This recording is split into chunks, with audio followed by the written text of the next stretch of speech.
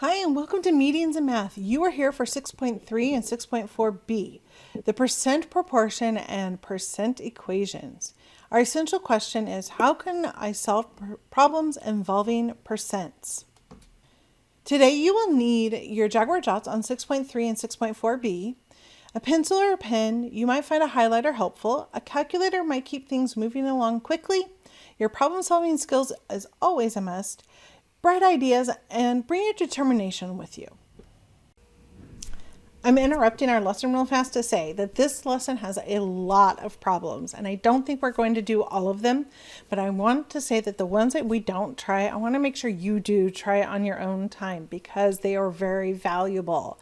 And in class, we might go ahead and do them, and if we don't, they're definitely extra practice that you need to try to get better at these problems. So let's get started and get working on percent proportions and percent equations. See you in the lesson. So let's get started. We're going to look at three different things, but really it's only two because two of them are really closely related. We have the percent proportion, where you have the part over the whole is equal to the percent over 100. And then you have the percent equation, but two different ways to look at it. So in the percent proportion, the part over the whole is equal to the percent over 100. And we're going to look at the exact same problem, but then the different ways to look at it. What is 18% of 2.5? The part and the whole is always referring to the numbers that you have, and then the percent is always the part that has the percent in it. And so set it up with a skeleton where you have the fraction bars and the equals, and then you fill in the pieces as you find them. So on this one, the percent is the 18%, and it says what is, and then of 2.5. So when you say of 2.5, that is your whole. And then when you're asking what is 18%, that is your part. And so your proportion will be set up as x is to 2.5 as 18 is to 100. And then you solve it just like we've been solving proportions. And so you want to multiply both sides by 2.5. So really you end up with 0.18 times 2.5. So x is equal to 0.45. So we now know what all of our answers are going to look like. It's just how are we going to get there? Okay, on the next one, the percent equation, they are the same, but different ways to get there. In the first one, you need to understand what are the parts, what are the percents, and what are the wholes. And in the other one, you're looking at it literally, and then you are converting the equation, the words into an equation. So in the first one, in the same way that you had to understand what does it mean by part, the percents, and the whole, that's what you're looking at. So on the first one, you have a part, and then you have equals the percent times the whole. So the part is the thing that says what is.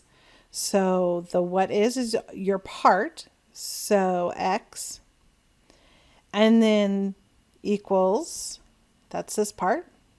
The percent written as a decimal, so 0.18 times, and then the whole is your 2.5. Now, because we are dealing with decimals and things like that, we don't tend to put this right here, and so let's get rid of that, and we're just going to use parentheses to show multiplication. And we've actually already done this problem right here in the first box. And so we know already that x is equal to 0.45. So in this one, you have to understand what is the part, what is the percent, and what is the whole. So this next one I really like because it's a matter of converting it into the literal, into the algebraic. I'm really good at remembering that is means equal and that of means multiply. And so as I remember that, I just go through and do exactly what it says. When something says what, it means I don't know what it is, so I make it a variable. And is meant equals. And I know that I need to make percentages into decimals, and I'm really proficient at that now. And I know of means multiply. So I show that with parentheses. And then I have another number. And so it's a matter of just converting it. It looks exactly like the other one. I just had a different way of going there. And nobody is going to be able to tell which way you used. When they look at this, they're not going to say, oh, did you do the part, percent, whole? Or did you do is of? They're not going to be able to tell. So x equals 0.45. So 3 different ways to look at it. But really 2 of the ways are pretty much the same. It's just how did your brain work to get you there? Okay, let's look at another set. So 21 is what percent of 600? Part over whole equals percent over 100. So again, you have to know which one's your part, your whole, your percent. So this one, I don't know the percent. So I'm going to set up my general outline. So it's going to be a line equals and a line. I don't know my percent, so that's going to be my x over 100. And now I had to figure out which one's my part and which one's my percent. Well, 21 is, that means I don't know, that is my part, and it's of whole. So it's 21 over 600. So I want to do 21 divided by 600.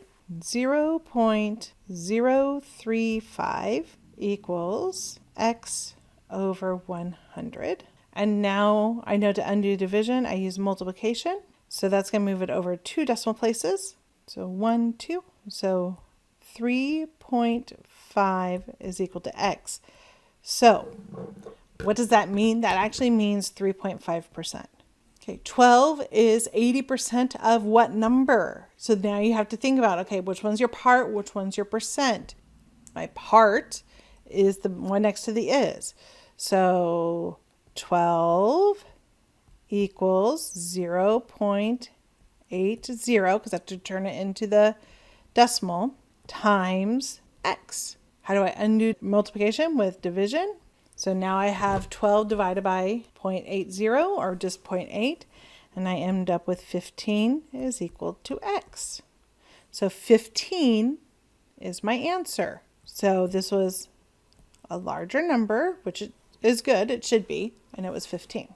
Now for the last one, I'm going to do a literal translation. What number is 73% of 200? So what number, x, is equal 73%, change it into the decimal, and of means times, and 200. So this one I just have to multiply out to 70.73 times 200, and I get 146. And again, on these two, nobody's really going to know which way your brain was doing it to get to the equation. There's no way for me to tell, but it is 2 different ways that you can think about the equation to get there. Okay, 18 is 15% of what number? So again, part, percent, or whole. So is the 18 the part or the whole? Well, because it's next to the is, it's the part. Again, started off with this, over 100. So we know the 15 went over the 100 because that's the percent. And the question is, where does that 18 belong? Is that the part or the whole? It's the part because it's next to the is. Well, the first thing I'm going to do is I'm going to go 18 over x is equal to 0.15. I'm going to change that right into a decimal. So now I need to multiply both things by x because the x needs to be on the numerator. So I now have 18 is equal to 0.15x. So I'm dividing by 0.15 because that's how I undo multiplication. So 18 divided by 0.15 is 120. So I started off with 120. So then what about this one? 36.4 is means equals what percent? I don't know. Of means times, and then 40. So you have to divide both sides by 40 to find out what x is. 0.91. But now you have to convert that into a percent. 0.91. You have to go over 2 places. So that is 91%. Those are the big things you have to remember, is that with these two, when you are finding your percents, your answers will be written as decimals, and you have to convert them into the percent. Okay, on the last column, I want you to try these three on your own and then come on back and see how you did.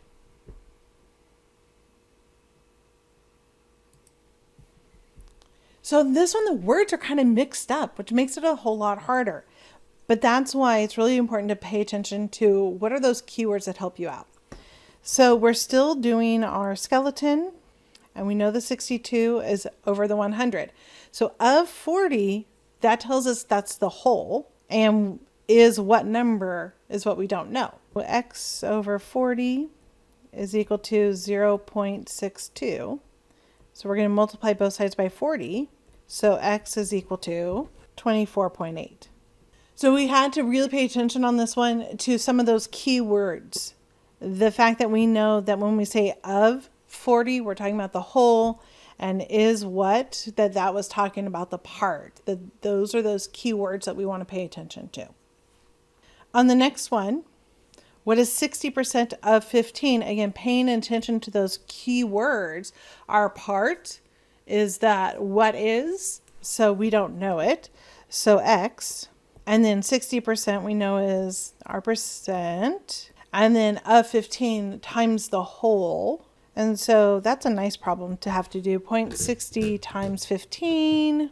So that wasn't too bad to do. 0.60 times 15, x is 9. So 9 is 60% of 15. On the last one, 20 is 30% of what number? This one's that literal. Is means equals, and of meant multiply. So 20 is equals, and then 30%, 0.30 of means multiply, and then what number is x?